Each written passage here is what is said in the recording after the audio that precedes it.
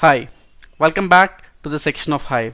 In this section, we'll see how to export data from HDFS to MySQL. Till now, we have seen how to import data from MySQL to HDFS and MySQL to Hive, and we have seen how to export data from Hive to MySQL. Now we'll see how to export data from HDFS to MySQL. With this, your Sqoop section, we'll complete entire Sqoop section with all the commands that are necessary for us to operate with Sqoop. Yeah, so let's export some data from to a table called employees. But before dumping the data into employees table, what I'm gonna do is I'll dump my data into staging table from HDFS. So this is my path of HDFS. From here, I'll take my data, I'll dump it into HDFS. From HDFS, I'll dump it into my staging table in MySQL, and from this particular staging table, I'll load it into my POM table, which is nothing but my employees table. Yeah, so this is simply like we'll not directly dump our data into permanent table.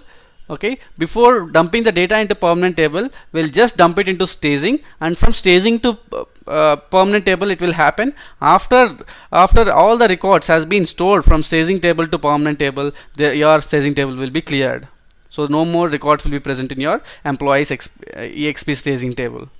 So before loading the data from your HDFS to employees staging table and employees perm table, let's check if we have some data in both these tables, so that we'll clear off those data.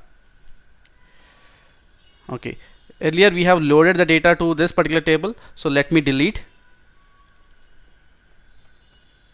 Okay, and select count of star from employees. Okay, I'm just committing it. Yeah, so both the tables I'll have 0 records, right? And I'll just go to this particular path in HDFS. Yeah,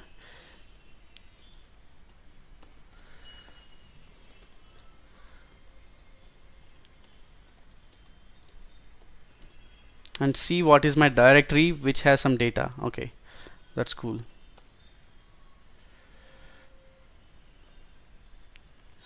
Oops, I should have given something like user training, right?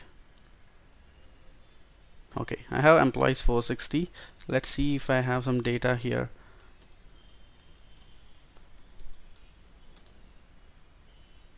Yes, I have some data here. I have got 4 input files which I can dump it into my MySQL, right? So I'll just give this particular path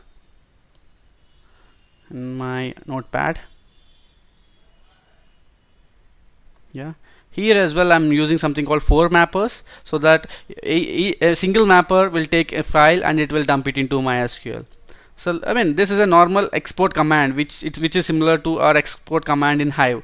See here, I'm just using Sqoop export, connect to my MySQL to a port number 3306 of a database Sqoop b2 with a username root and a table called employees. But before loading this employees table, let's load it into staging, and then after loading from staging to my perm table, I'll clear off my staging table.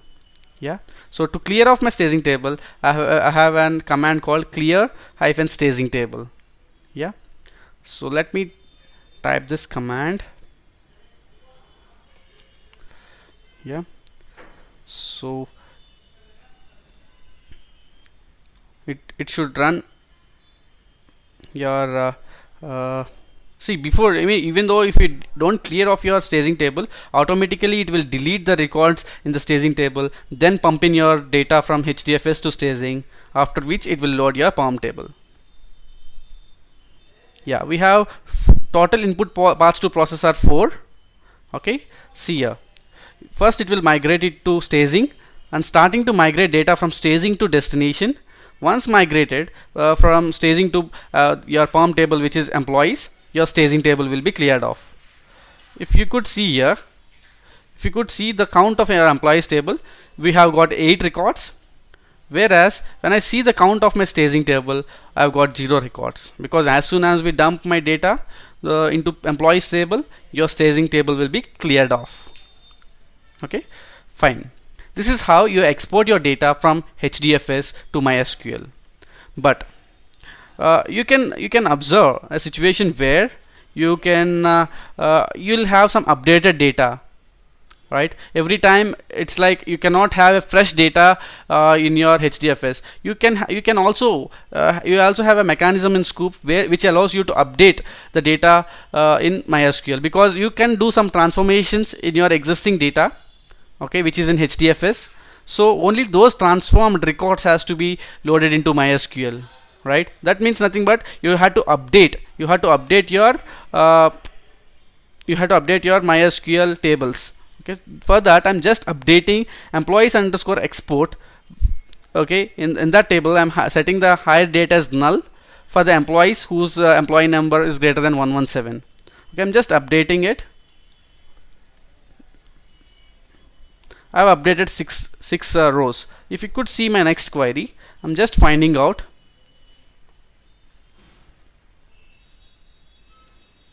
There are only 6 records whose hire date is greater than null.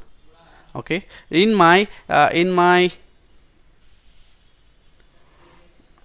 okay, fine. I'll just take in this particular employees 461 path. Okay, fine. I'll take 460 itself. But here I don't have the complete data. Only 8 records are there. But let it be. We'll see. Now I have a fresh data here. What I'll do is, whatever data is there and which has been updated in this particular data, we'll see. We'll compare the both data, and only the new records, whatever there, that will be loaded into your MySQL. Okay, let's try to execute this particular command. So what it does is simply it will take this update key, which is employee number, because for employee number, whatever data has to be updated, only those columns will be updated and rest of the columns will be left as is. Okay, let me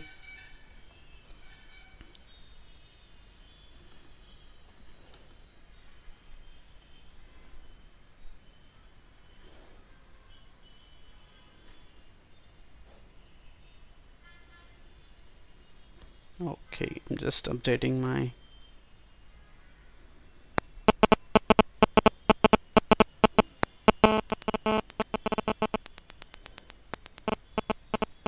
oops, sorry.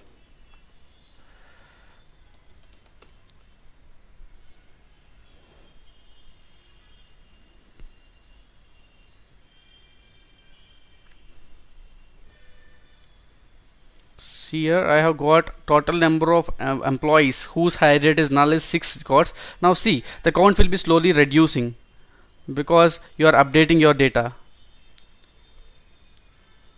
Okay, exported 8 records. That means it has updated your data. Okay, because this particular record may not be present in your HDFS path. So what happened? What we did was simply select star from employees underscore export. See, apart from the column like this particular column, we are able to retrieve the new records from HDFS. It's this you can assume as an update, because before loading into employees export, what I did is I just set my hire date to null for the employee number greater than 117. Okay, that means it has some old data. Let's assume that it has some old data. In my HDFS path, I have all the records which are having some hire date. You cannot have hire date as null. So I have all the fresh data in my HDFS path. So when I'm trying to load this particular data which is there in my HDFS to my SQL table, what happens is all the columns that are there with null will be updated with the actual hire date which is present in HDFS. In order to do that, what am I doing? I'm using something called update key. Based on employee number, I'll only do update. I'm just doing only update. Okay, only whatever fresh data I have in HDFS, I'll update that in MySQL. Okay, so these are the different commands that are available for Sqoop, okay, in order to operate with MySQL, Hive and HDFS. Okay, that's it for the section of Sqoop. Hope you had enjoyed watching this video. Thank you.